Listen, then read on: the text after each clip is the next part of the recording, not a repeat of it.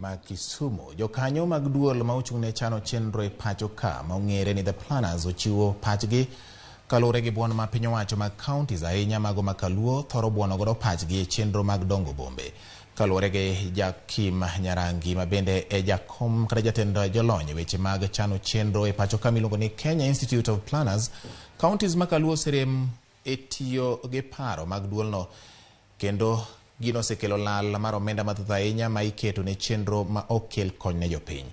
Ne gitwak e nyasi mar piny mangima ma ochan kod mag jochan chenro kata planners ma dhi nyime boma mag Kisumu. In this region, we are performing poorly. None of the counties in this region has an approved county spatial plan. All right. So how are you funding? How are you basing your projects on?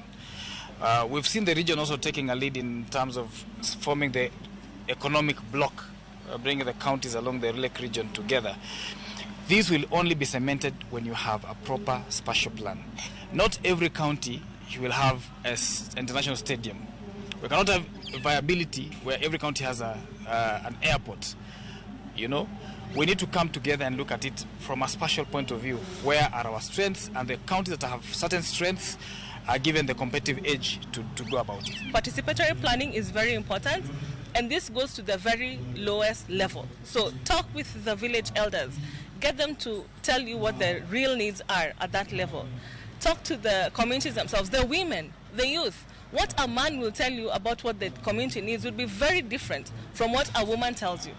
Because the woman will know what the people eat, what they need to eat, and where the issues are when it comes to health. You know, in most cases, you'll find that a child's needs will not even be mentioned by any adult in the room, because a child will talk about the public spaces, the green spaces, the play areas, and things like that.